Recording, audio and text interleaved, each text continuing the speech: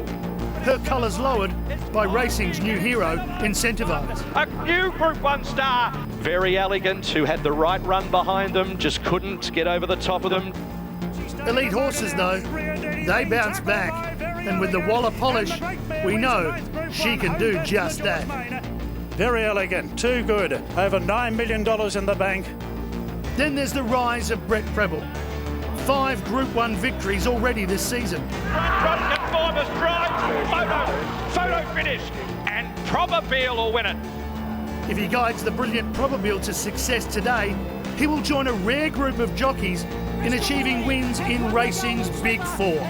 The Golden Slipper, the Caulfield and Melbourne Cup, and the WS Cox Plate. And Incentivise, what a star, won the Caulfield Cup.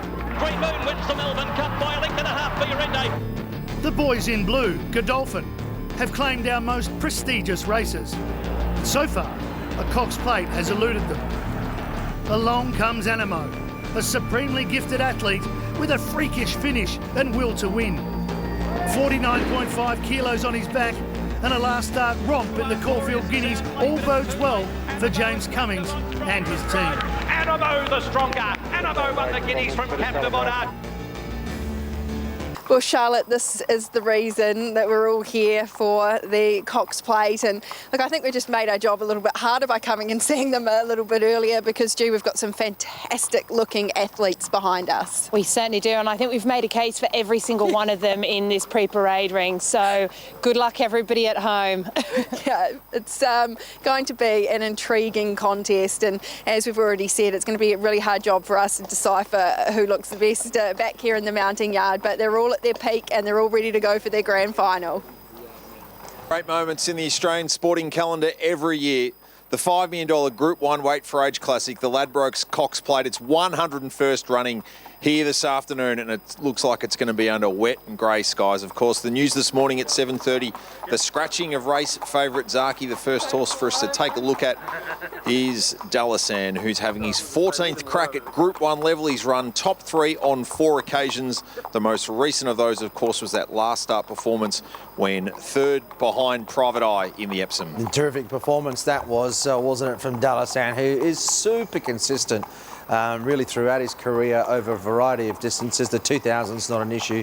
The state of the track won't be an issue in that 5-6 range that Jules mentioned. And look, I thought he was over the odds. He always turns up. He's got a pretty good record against some key rivals, including Moonga. 3-zip in his favour, Dalasan. So I think he's going to run a big race at a price. Jane Ivel's in the mounting yard for us. Jane, the stable know how to get their runners right for these big occasions. They had Southern Speed run 6 in this race back in 2012. In her final race start, is Dalasan prepped up? Well, they have got him absolutely spot on for this race. When I saw him earlier in the campaign, he was carrying more weight than I've ever seen him carry, stepping out for a preparation. So he had a little bit of room to move and room to improve, and he's certainly done that with racing. I actually think he looks outstanding in the yard. He'd definitely be going into my numbers.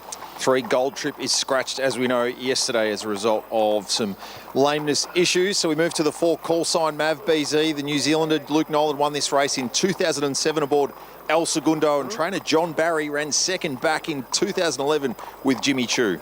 This horse is the outsider of the field at $31, but has a dual Group 1 winner in New Zealand this preparation, so he's coming to this race in the best form possible that he could have come from. He's a horse that likes to roll forward, but interesting that John Barry has suggested in the media that he didn't really want this horse to be in front and leading in a Cox Plate, but he may get there by default just through lack of other horses wanting to roll to the top either. He's got some good form on soft ground. He's never won at 2,000 metres, but you know, he's an outsider here, but he's not without a hope. Physically, he does not look out of place in this field. He is a big, strong, robust type of horse. He's got a lovely shoulder on him. He's got some really nice depth through his girth, and in terms of his fitness, he's another one. And you would expect this. It's their grand final. He's absolutely spot on for this. He does get up on his toes a little bit in the yard. Obviously, I don't have a profile on him. I don't know if that's what he would normally do in New Zealand, but he certainly knows he's at the races. Well, Annabelle Neesham may have lost the race favourite this morning in Zaki, but she's got a serious player engaged still in the 5, Moonga, who of course was a winner of the Wink Stakes to start his spring, the last horse to do the Wink Stakes and Cox Plate double before, of course, the mighty mare of which the Warwick Stakes was renamed was Sunline back in 1999. And he beat Very Elegant that day, and it took a Caulfield Cup winner and incentivised to defeat him in the Mackay Diva. So look, his last run leading in the Epsom was terrific. A quality galloper. Good luck to Annabelle Neesham and the team. It would be, a win that many would be cheering home. Yeah, well, he's a little bit up and about here. He was just up in the pre-parade as well. He's got the two handlers on him. What I'm noticing since the last time I saw him was he's tightened up a lot, and he's definitely shaped up more over the hind quarter as well. So definitely very fit and ready for this grand final assignment. Here is the Australian racehorse of the year and our race favourite, Very Elegant. Of course, last year's Caulfield Cup winner, Damien Lane, successful in this race 2 years ago aboard Liga Show. Very Elegant was 12th that afternoon. Since then, she's had 4 2,000 metre Group 1 weight for age runs in 2 Randvits and 2 Queen Elizabeths for a win and 3 seconds to a Dabe. Quite clearly below par effort in the Turnbull, but by all accounts there were some issues, so if you can forgive that performance, she's got the runs on the board compared to the rest of this field. The rain about only enhances her chances, and you've got a proven Group 1 rider, a fantastic rider in Damien Lane on board, so a lot of pluses, and you can understand why she's come in for good support. We talk about the slow maturing Kiwis. This is a 6-year-old who just continues to furnish. I haven't seen her for 12 months, and gee, she has improved in terms of her strength and her maturity. She's a much better horse this time round. Speaking to Charlotte, who saw her last start, she said she's really brightened up in the coat, so I think that's a really good sign considering she probably ran a little bit below her best last time we saw her at the races. From what I'm seeing in front of me, she's a bright, healthy racehorse. Horse 7 is Probabile, of course, beaten 4.5 lengths in this race last year when 7th BZ in far wetter conditions than she encounters today. Of course, she's by the 2004 winner in Savabile. The Mighton Power Stakes and Cox Plate doubles been completed by the likes of Winks, Ocean Park and So You Think in the last 11 years. And history beckons for Brett Preble. What a spring he's having. He can become the 9th jockey to win all 4 majors, the Slipper, the Caulfield Cup, the Melbourne Cup and the Cox Plate here. When you look into the form guide, you see the numbers on soft ground, 12 starts, 4 wins and 5 minor placings. But that was early in her career in inferior opposition. I think she appreciates good tracks and she really relishes the ability to show her brilliant turn of foot when she can get on top of the ground. This recent showers over the past hour and a half or so would have just dulled my confidence with her chances, but she's coming into this race in terrific form. She was a terrific winner last time out in the Mighton Power Stakes. She was the giant killer, defeating Zaki and Nonconformist, who Nonconformist has then subsequently come out and run second in a Caulfield Cup. So the form looks very, very strong, just whether she would have preferred a little bit firmer surface. Yeah, she's certainly a mare in form and one to follow. She looks the same each time I see her now. She's really, really tightened up and glowing in the coat. So hopefully that track won't affect her too much because she looks outstanding today. John Allen was 4th aboard Mugatoo in this race last year. Here he partners with Joseph O'Brien, having a tilt at the Cox Plate with the last start Saratoga Derby winner in the 8th State of Rest. Yeah, Grade 1 winner from America, and some of the form, of course, from the UK and Ireland reads well as well. They know the calibre of horse you've got to have. I've got a little query personally just on the strength of some of his form, but they bring over well-credentialed gallopers. He's certainly one of those, and the best is yet to come. This will only be his 9th career start. The Irish horse, and he's got a great coat on him, and as we saw in the last race, Ponders had a coat that was turning, so this horse is obviously adapted well to the Australian climate, and I think he's a very casual customer. He's just taking everything in his stride and looks very settled in the mounting yard here, and from that should run a good race. 2 3-year-olds in the 2021 Cox Plate. They both come out of the Caulfield Guineas. The winner of that race, of course, was the 9 Animo. 4 3-year-olds have won this race since 1995, Octagonal, Savabile, So You Think and Seamus Award, but no 3-year-old has done the Caulfield Guineas Cox Plate double for 37 years. The last, of course, was the great Red Anchor back in 1984. You have to be pretty special, Nigel, and I think this guy is Animo. We saw that in the Caulfield Guineas. He was terrific there. He's always shown outstanding potential from day one. Little query, of course, at 2,000. I think it won't be an issue for him. The ground will be fine, and with 49.5 kilos and Craig Williams on board, there's plenty in your favour. He always had the capacity to develop into a beautiful athlete, and that's exactly what he is. He's an outstanding looking athlete. He rates himself in the way he wanders around the yard. If you look at his front legs, he just flicks them in front of him as he walks. He screams, "Look at me," wandering around the yard. He's fit. The only thing about him is he is a little bit up and about in the yard, and we saw this from him throughout his whole career. So he hasn't quite yet learned to harness his nervous energy. So still a work in progress, but an outstanding athlete. 10 is Captivant, drawn the inside gate. Dean Yendall, third in this race aboard Yankee Rose back in 2016. Second last start behind Animo, and a great driving finish in the Caulfield Guineas. Yeah, it was, a fantastic performance, and he was only beaten ultimately half a length in that race. And I don't think the distance will be an issue. The market doesn't seem to be siding with him as much. Maybe it's the ground concerns. Maybe that was, a peak figure for him that he might bounce off. But look, he's obviously a talent, and if you trust that Animo form, he's for the very same reasons. Captivant has to be respected. He was a pick of the yard for me last start because he was just such a beautiful animal to watch, and he's come here in the same way again. You can really imagine this guy gracing the front pages of a stallion directory in years to come. So I really hope that he can run up to his looks with that lightweight. Well, Glenn Hutchison, it's been quite the build-up since you were sitting here on Tuesday at breakfast with the best. We've had runners left out and two key chances scratched, including the race favourite this morning. Who do you like in the 2021 Ladbrokes Cox Plate? There's certainly been the share of drama, hasn't there, with the Cox Plate for the 101st Cox Plate, of course. And look, I can't really. I've ended up with Animo on top, but I don't have much between them. Animo, very elegant. I think either one of those two, and what a race it could end up being if those two settle down to fight it out. Dallas Sands a little bit overs for me. Probabill's chances, I think, have been dulled by the rain, but we could be in for something special, BZ. Yeah, I'm going with the 3-year-old as well. And look at his form this time in. He's had 3 runs and they've been on good 4, good 3, good 3. He now gets onto a soft track for the first time as a 3-year-old. And arguably his 2 best runs as a 2-year-old were on soft ground. He's second in the Golden Slipper and his dominant performance in the size produce. So there's every reason to believe that he could go to another level in these conditions as well. Not at all concerned by the wide gate. I think he's going to be extremely hard to hold out in the concluding stages. This was an incredibly hard decision this year. Normally it's a little bit easier when you see them wandering around the yard. I'm going to stick with Probabil, and that's because she was basically the only horse wandering around the yard that does exactly what she always does on race day, and we know how tough she is. We know she's a winner. She's held her condition beautifully right the way through the campaign. Her coat looks outstanding, and she was just incredibly professional wandering around the yard.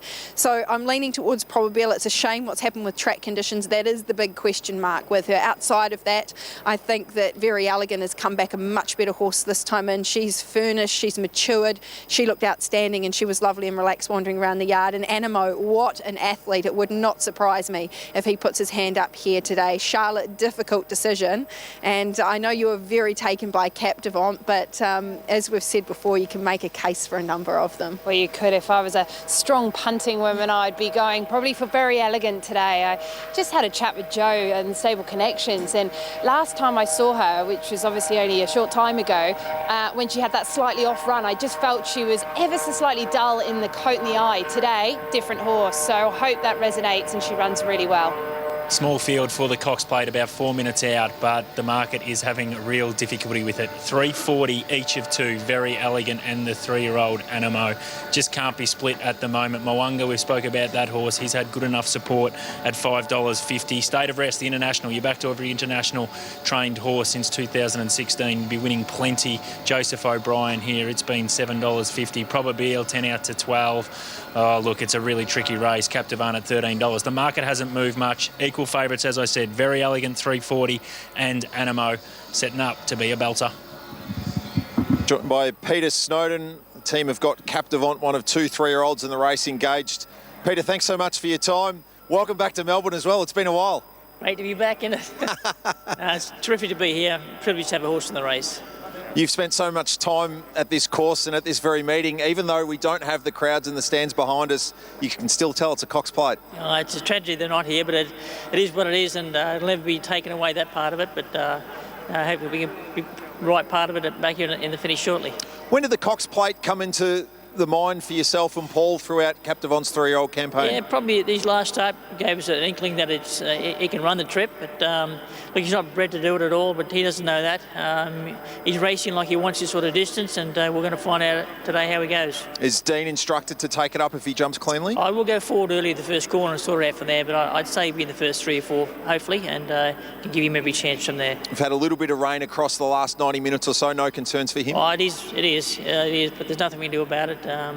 It's not heavy, but it's just, he does like it firmer the better for him, but well, it's not much we can do about it now. Well, hopefully the 49 and a good steer can get him through it. Good luck. Good, mate. Thanks a lot. We'll clear Peter Snowden, then welcome in Annabelle Neesham, and just passes on the best of wishes to her fellow Sydney trainer and Peter Snowden. Annabelle, thanks for your time again. 5 years after setting foot on Australian soil, can you believe you're here with a live chance in a Cox Plate? No, not at all. It only seems like yesterday that I was here cheering Winks. So yeah, it's very special to be here. It's the middle of the night back home. Are there a few people sitting up, ready to watch what's about to unfold? Yeah, they'll all be up, Mum and Dad and my brothers. So yeah, hopefully we can get them cheering. When did you first think that you might have had a Cox Plate contender in the form of Mo'unga? Probably after he won the Rosehill Guineas last year, and then put in a pretty big performance backing up from the Doncaster in the Q22. He was only a couple of lengths away from them with plenty of maturing to do. So he's gone and done that, and I think his 3 runs this campaign have been excellent. So hopefully he's peaking today. What was it about that Epsom performance under a hefty weight that made you want to come here instead of perhaps heading towards a Golden Eagle at home next week? Yeah, well, we left him at the mile so that we had the option, but I just felt it was such a tough effort, as you said, with the top weight and not an ideal run being wide, and he was just very brave, and you've got to be brave to win this race, and I just feel like he's got the right attributes to give it a real shake-up. And how does Hugh perhaps put some of that bravery into place in his ride? What would you like to see early? I've sort of left it to Hugh. He knows how to win this race. I don't know, on paper there's not a whole lot of speed, so he may settle that bit closer, but Hugh's just going to ride him on feel and on instinct, and look, he's one of the best in the business, and I'm just very grateful to have him on. Annabelle, good luck. Thank you.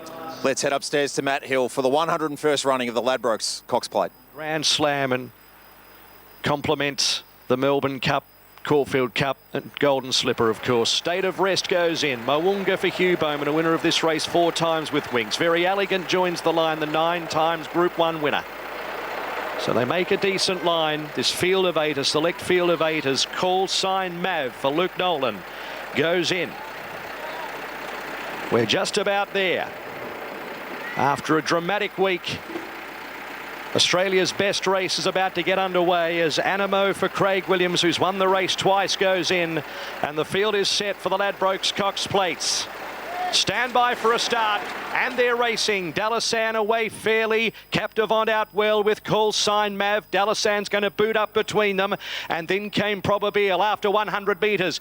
Captivant using that inside draw to lead from Call Sign Mav. Dalasan a half length away, 2.5 lengths Mo'unga, who's making sure he stays off the fence, and Probabeel as a result force 3 wide. State of Rest behind them, 3 lengths Animo, and Very Elegant is last of all, 1600 to go. Captivant the leader from Call Sign Mav. Then came Dalasan, who's 3 off the lead at the moment, 1400 metres to go. 3 lengths Mo'unga, then Probabeel, State of Rest, 3 lengths Animo, 2 lengths Very Elegant. Heading towards the bottom corner, and it's Captivant is going to try and lead all of the way, the 3-year-old with the lightweight. With 1200 metres to go, led out by 2 lengths at an even speed from Call Sign Mav.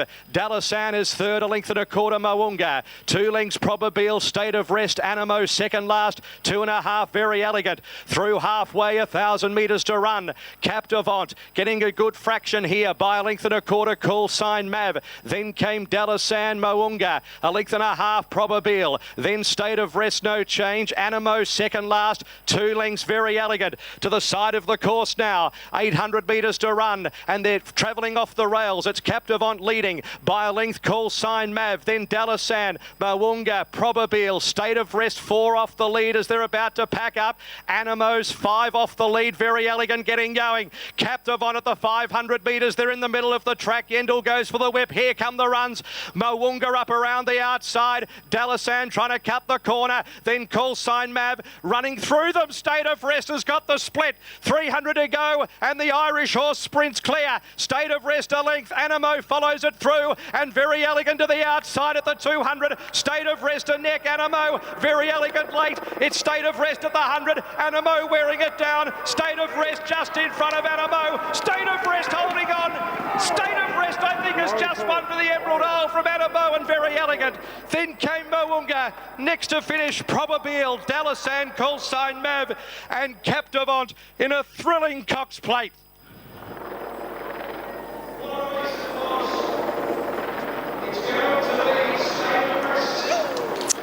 State of Rest has got it. John Allen's got himself a major. The leading jockey in Victoria of the past year. He's driven at all points of the state to win races. He comes to the Valley and claims his biggest win of all in a driving finish. A classic Cox Plate as the heavens have opened. A driving finish between John Allen aboard State of Rest for Joseph O'Brien, who adds a Cox Plate to his globe-trotting feats that have, of course, included a Melbourne Cup. A gallant effort from the 3-year-old Animo, who's just denied becoming the first Caulfield Guineas winner in 37 years to complete the double and win the Cox Plate. A bit of consternation late as State of Rest laid in, but John Allen was able to straighten him up and get the job done. A gallant effort from the Australian Racehorse of the Year, the mare Very Elegant in 3rd, and there was a gap to Moonga in 4th and the rest. But what a magnificent story. The Irishman who came out here to be a jumps jockey, John Allen, has won himself a Cox Plate.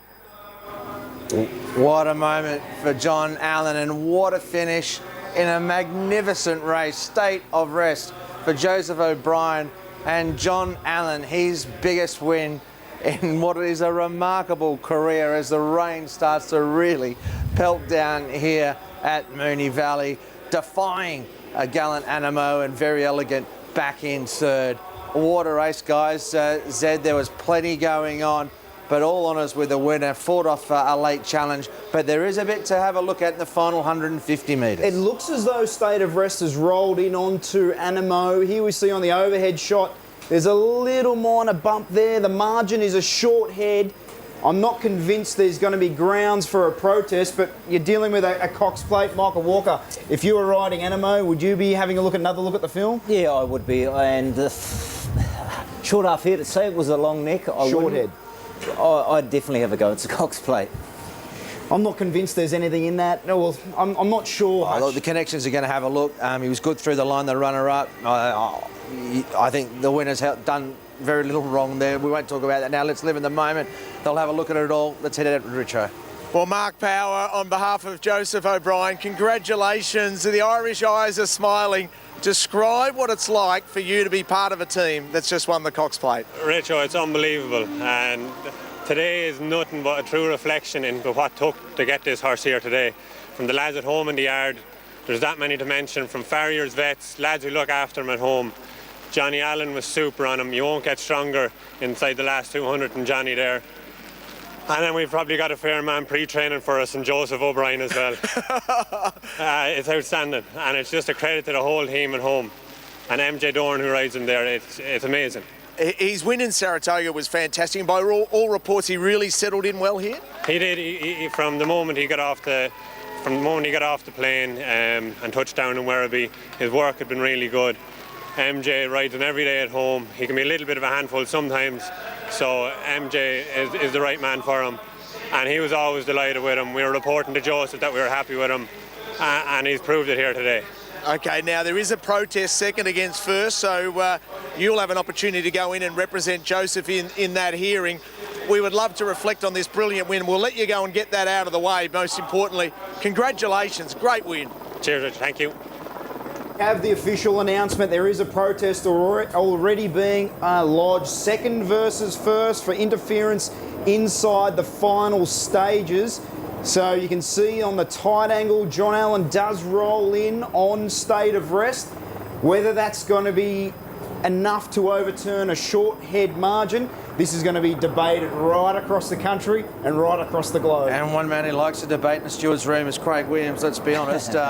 He will present his case. When I watched it, yeah, there's a brush, there's a little bit of contact. I think the winner's been pretty game here, and he was good. He was very good. But there's going to be grounds. There is a protest. That's for the stewards to decide. And yeah, it's a race that's had plenty of drama through the week, and it continues as they've gone past the post. Okay, so we're not going to hear from John Allen because he's heading straight to the steward's room. So no interview there with John Allen, which is totally understandable. He's not going to want to make a comment publicly until the protest has been heard now at this point in time. So protest second versus first for alleged interference inside that final stages. And Michael, if you're a rider of Craig Williams, what's going to be your argument? Well, in the racing book and the rules of racing, every horse is entitled to a fair run to the line. On this occasion, he was coming up inside state of rest and he bumped him, and it sort of took him off course, which is, he only lost probably went in a quarter of a horse width or a horse width, but it's still enough to be able to have a go at it. I don't think anything will come of it, but it's a Cox Plate, you have to have a go. Well, you've got a margin of a short head. You're not dealing with a significant margin. It's not as though there's a big bump, but it is a shift from the outside in and does impede the momentum of Craig Williams on the inside. Yeah, well, that's what Craig will be arguing. I mean, personally, I look at it, look, there's been a brush, but I'd be, if you ask me my opinion on what will happen, I'd be very surprised if they turn this over. I mean, it's minimal contact, and I think it did probably put Animo off his game a little bit, but I actually look at it there, looking at the form now, I have seen a head on. He's actually moved in just over 2 horse widths. So that, to my mind, being a jockey, when I'm going in the inquiry room, that does add up to a short half head. So if you ask me now if it was a nose, it's upheld, but short half head, Nigel, you spoke to Craig. What did he have to say? Yeah, very briefly, BZ. He was making his way up the chute with Sean Keogh and I think Vin Cox as well from Godolphin. I said, are you going to fire in a protest? And he said, look, we have to. He was pretty adamant about it. It was a very, very brief conversation, but they were pretty clear from the vision they'd had a very, very brief look at from underneath the steward's tower there that they were duty bound to put a protest in. We've got plenty of shots of the overhead and the helicopter, and how good is it that we've got this helicopter vision to dissect what's happened in these closing stages. Michael, another question for you as you're assessing this and very much putting your jockey hat on here as you try and assess it and being perhaps both John Allen and Craig Williams' shoes. Is there much in the fact that Craig was perhaps in the worst part of the track compared to John? I don't think that when you're in an inquiry in the steward's room, you never say anything. It doesn't.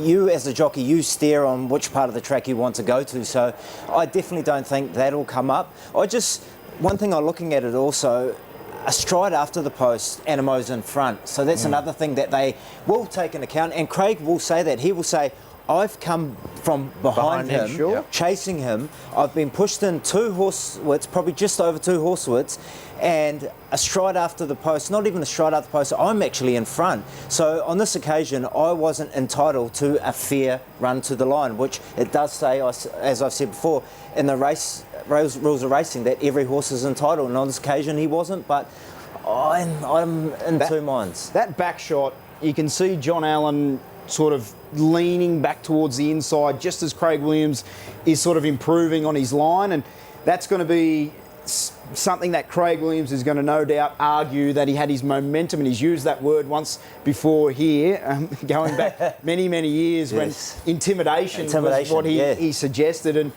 whether he rolls down that path.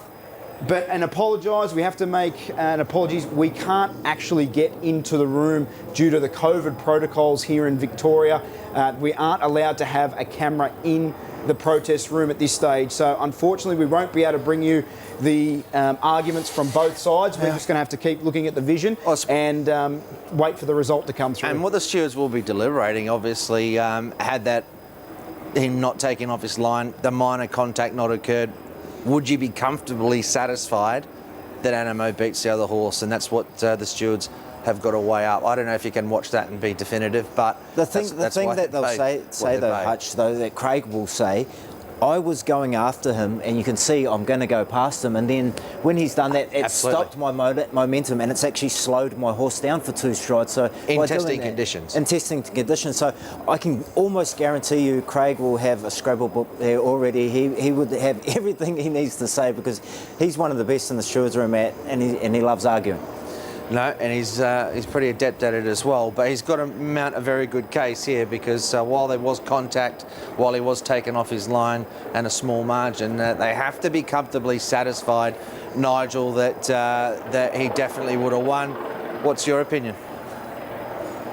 Particularly Michael Walker, who's set foot into that steward's room on a few occasions on both sides of the argument. But boys, should we be at all surprised this is how this Cox Plate's played out, given the week we've had? This just feels like the 4th leg of what's been such a dramatic sequence from the time that KO Nautique was balloted out of the field by the committee on Tuesday morning. We then had Gold Trip left out despite some significant protests yesterday, given how he was assessed by Racing Victoria's vets. And then, of course, the bombshell news that dropped at 7:30 or thereabouts this morning when Zaki was scratched from the race. I mean, this is almost the cherry on top of what's been such a dramatic build-up to the race. It sure has, and it just continues. It's remarkable. I can't keep looking at this and keep changing my mind with the vision just in that final 200 metres, and bob of the head near the line, taken off his line. Michael, you've had another couple of looks. Anything further to add? At first I said he'll keep it. Now I look at it, I've probably had 10, all of us here, with yourself and Beezy here, we've had another 10 looks at it, back on, side on, head on. Now I'm probably 60-40 of Craig. He may get this because of the interference that's been struck. I originally thought it was only a quarter of a horsewidth to half. Now I look at it, he's actually moved in 2 and a bit horsewidths, which does equate to a short half head. Good case to be made, isn't there? Anyway, Nigel, I mean, Craig's there. He's loaded with the things that can make his argument quite strong. Needed as well. Let's head out the back. Jane Ivel is outside the steward's room. Jane, what can you tell us? Yeah, well, I'm just standing outside the weigh room at the moment. Obviously, the steward's room is inside, just over my right shoulder. The connections are all in there, obviously making their cases at the moment. Unfortunately, due to COVID regulations, we can't get in there, so we're unsure about what is actually unfolding. I've been a little bit of a peeping Tom through the window, trying to see what's happening inside, but unfortunately, even with everyone in there with their masks on, we can't even see who's making a case at this point in time. So we're just waiting, hoping that the door opens soon, Nigel, and we'll get a little bit of information. Thanks, Jane. Plenty of news to unfold. Jane Ivel is standing by outside the steward's room. Jane.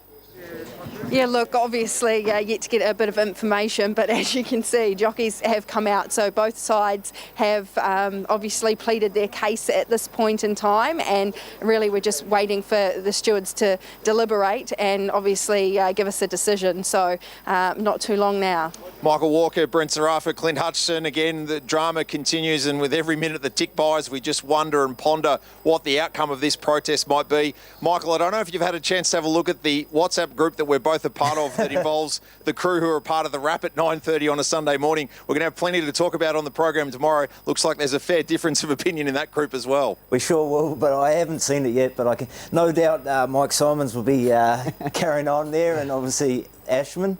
But yeah, I'm looking to dissect it tomorrow. Either result, either he keeps it or he doesn't. Well, this could, clearly could go either way, but there's a lot on the line here. It's a $5 million race. Yeah. You've got a stallion in State of Rest. You've got a colt who's going to be a stallion in Animo. To have this on their CV dramatically improves, which it doesn't improve or take away their ability, but as a Cox Plate winner, it is just so big for either horse. And what about how many punters? You've got 2 key, basically the favourite in Animo up against a horse who's attracted a lot of support. There's so much riding on this decision. This is as important a protest as it has been in Victoria for some time. A long time, I would have thought. Who knows what'll be of it. It's just a hard one to call, I think. Just drama throughout the week with this race, and it hasn't. It's lived up to its expectations, and it continues here. And it's been quite a long deliberation as well, hasn't it? We might try and roll a few more of those replays.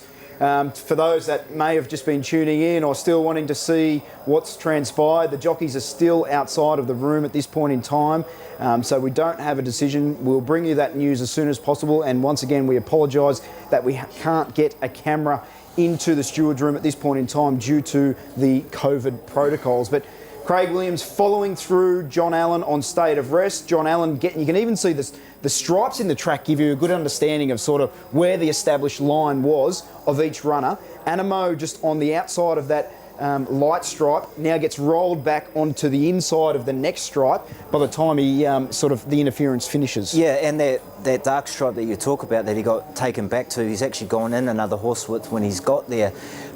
The thing that Craig Williams has got here, he's got a chopper view, he's got a head on, he's got a back on, and a side on. He's got 4 different views that he can put his case to in the steward's room. And the longer we are waiting, in my experience, the better it is for Animo. Should the argument make the difference, Hutch, or does the vision tell the story? It's a very emotional thing because, the jockeys, John Allen's going to have a completely different argument to what Craig Williams is, but ultimately the vision is what tells the story. Yeah, I mean, the stewards, they both present their case and it's the steward's call. It's what they deem it. It's whether or not, obviously, they think, barring this racing incident, whether they think that Animo would have finished in front had that not occurred. Where it happened at the 70 metres, BZ and Hutch, if I was John Allen, I'm going to say to the stewards, it's happened at the 70 metres, Craig hasn't stopped riding, and he's had another 70 metres to try and get in front of me. He hasn't done that, I've held him to the line. But then if I'm Craig Williams, on the other hand, I'm saying he's taken me 2.5 horses inwards from my rightful line, and it's cost me the race. And after the line, I've been ahead of him. So, is there an argument to say that Animo's shied away initially from, because it's not like there's initial contact? He does sort of roll in himself, I think then John Allen. The outside horses dictated to him. The angle that State of Rest is going there, he's got an angle. His horse is angling in, whereas Animo's trying to stay out. So. Craig's trying to come out to the better ground, and Johnny Allen's come back in, and he's been dictating him, and he's the one that's taken Animo off the line. But is that enough to reverse the placings? Matt Hill, what's your thoughts? Yes, BC, look, I think overall there was significant interference at about the 100 metres, but I think Animo has probably had his chance in the last 50 metres. The one thing laterally is that Animo does dig in late and almost gets in front of State of Rest, and I thought State of Rest was strong enough on the line and held Animo. As you guys have touched on, there's so much riding on it in a way as well, not that it really comes into play, but you've got an Irish horse up against an Australian horse. You talked about the see here, so State of Rest nudges into Animo. Animo's got time to really pick himself up again, and I thought State of Rest was holding Animo. But I will say, with a caveat, boys, that I'm the worst judge in protests of all time. Everyone's got an opinion here, just scrolling through Twitter. Some people are saying moral upheld, others are saying if this is upheld, I'm never watching racing again. The varying of opinions is just quite remarkable. I think the other thing, though, is I'm not sitting on the fence. I genuinely think this could go either way. I wouldn't be shocked either way, and I think they'll present. I mean, the post finding will be in the report, but I could honestly see it going either way because I think there's a case for both.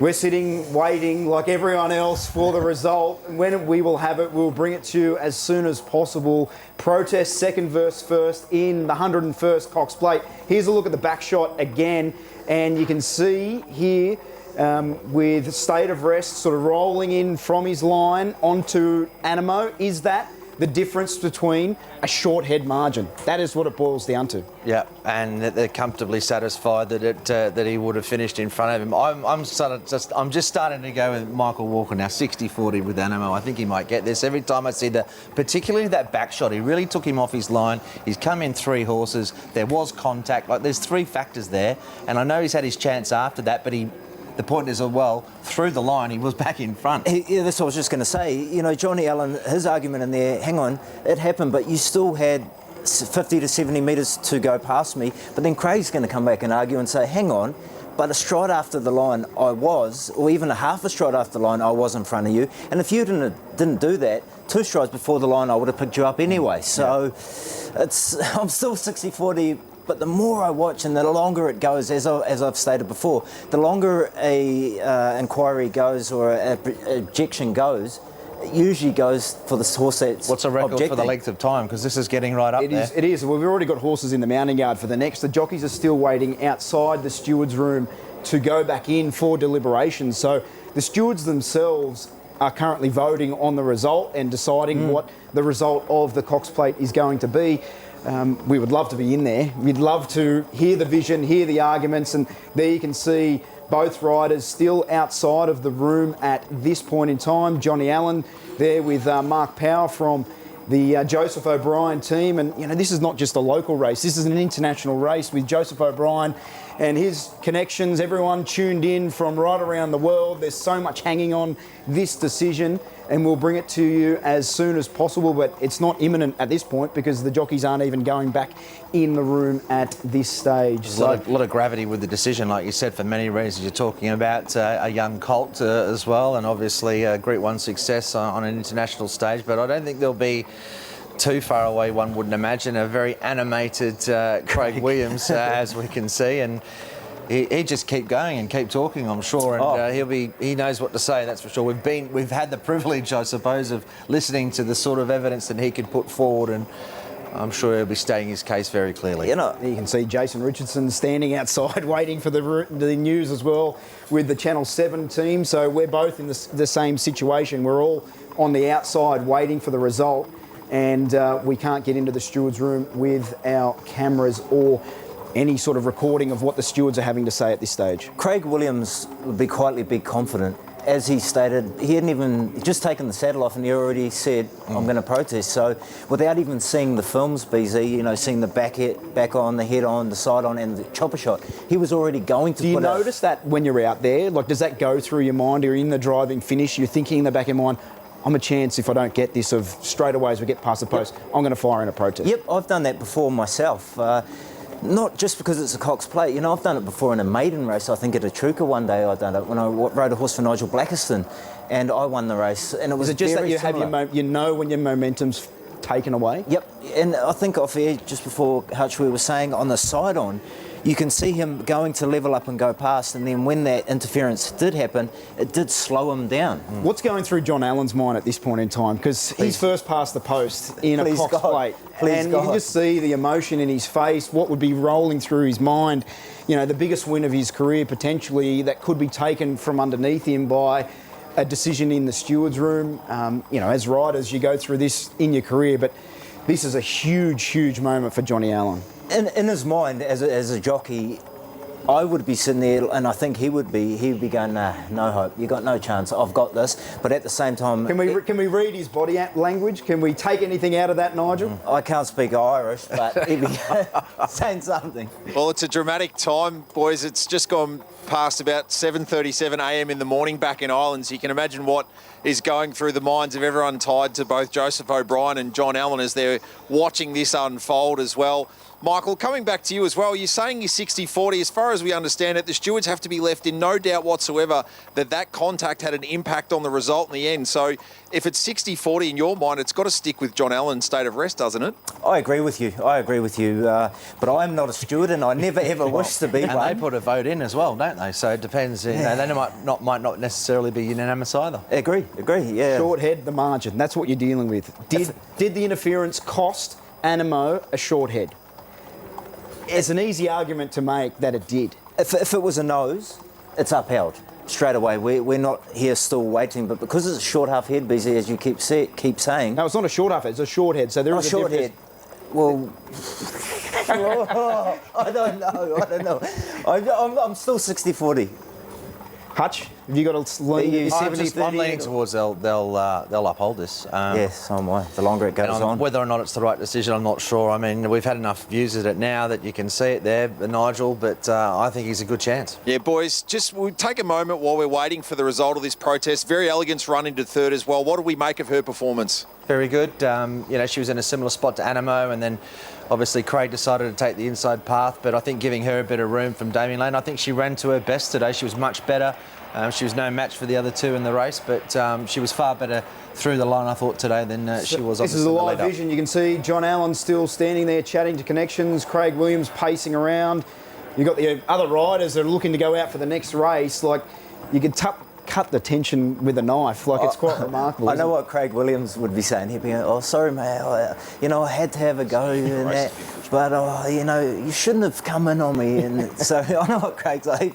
He'd be praising him but at the same time saying, "I've got this. We're only 9 minutes out from the official start of race number 10, but you would assume that we are going to be delayed considering the protocols and all what's involved from a logistics point of view with the stewards and horses coming into the yard and then going out. But still going on, like the race was run at 10 past, or I think it was 5:15. We're now at 5:40, so we've gone the best part of 20 minutes since the protest, or even longer since the protest was lodged. BZ, if you had to make a call on it right now, yes or no, upheld? I got a slight leaning to dismissed. Slight leaning to dismissed, but I can see both sides of the argument. I can make a case for upheld. I can make a case for dismissed. And whatever the result is, I can sort of justify why they have come to that conclusion. I don't think there is a definitive answer in this protest. I think what swayed me late, and I'll be leaning towards upheld, is just Animo. If he doesn't get back in front that half a head or whatever it was past the line, I think it's game over. And it's he's not going to get it, but I think he's a live chance. Yeah, I'm upheld. I'm going to say it's upheld, just because I know how Craig can talk in the room, but also the vision that I've seen on here, it definitely cost him that small margin. Short head by 1 length in a time of 2:06.97. This will go down in history as one of the more interesting results in Cox Plate history. They are going back into the room. We'll be there shortly with the result. So quite remarkable here. We're waiting, like everyone, for them to come out or hear any particular news. As soon as it comes through from our communications, we will be bringing it to you. But they've got the blinds down. The stewards are doing everything in their power to try and keep everyone out at this stage. And we can't even get a camera, we can't even get underneath the blinds into the stewards' room at this stage. So we're trying, we're doing our best, Nigel. I think it's been made. Reporting it's dismissed. There's talk that it's been dismissed here. We're waiting for confirmation of that. Jockeys are making their way out of the rooms. Sean Keogh, Vin Cox from Godolphin emerging as well. John Allen, Mark Power and the team are celebrating, and the protest has been dismissed.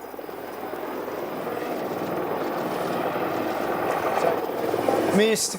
State of Rest remains the winner of the Cox Plate by a short head, so the protest has been dismissed. State of Rest wins, Animo second, Very Elegant runs third, and what a dramatic turn of events. Hopefully we do get an explanation from the stewards at some stage as to sort of the reasons behind the decision or not making the decision to upheld, but there it is. State of Rest, Joseph O'Brien and John Allen are the winners of the 2021 Cox Plate. Congratulations to them, and obviously all those overseas that are listening, and we'll hopefully be able to catch up with John Allen shortly. I thought it could have gone either way. I've got no issue with that whatsoever. Yep. But well done to John Allen, well done to Joseph O'Brien, and they've held it in the stewards' room as well. It was the lengthiest stewards' inquiry I think there's been in a long, long time as well. Well, Mark, congratulations. Finally, relief. Describe the last 25 minutes. Well, it's definitely not good for the heart anyway, Rachel. I am absolutely trembling like a leaf. Johnny Allen was super on him. He's strong as an ox. You couldn't have a better man on your side. And it's just amazing to win this Cox Plate. It's been on Joseph's agenda a long time to win this race, ever since he's seen Adelaide win. and for it to happen here and for it to happen with an Irishman in Johnny Allen, I'm just thrilled and over the moon. It's so extraordinary. Johnny adds just that other element, doesn't he? Take us into that protest hearing. What was that like? I think I remember some of it all right. Look, we all said our bit. To be honest, it's a relatively new process for me. The two boys are fairly experienced with it. They all gave their tuppence worth, and luckily we came out on the right side of it. Well, congratulations. We're going to talk to Johnny. He's just about to make his way across.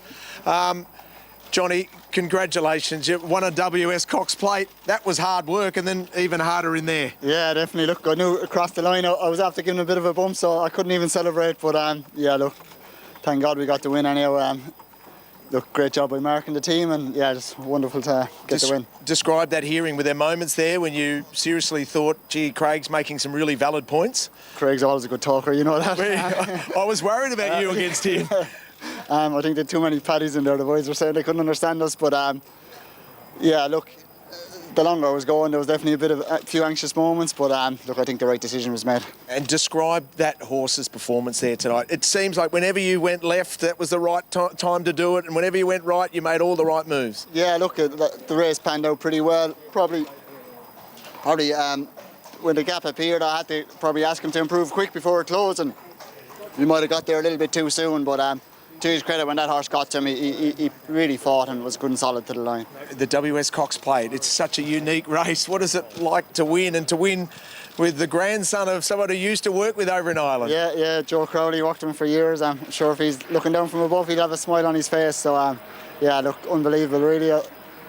I suppose to win it on an Irish horse even makes it more special. And two incredible three-year-olds. I mean, the other three, the Aussie three-year-old versus the Northern Hemisphere three-year-olds, they were so brave, both of them. Yeah, definitely. And how well I quickened, I was surprised one got to me as quick as he did. And then, yeah, look, it was a ding-dong battle, but luckily we got our head down in the line. You've won an Aussie major. Congratulations, Johnny. You better go and get that trophy now. Thank you. Thanks very much.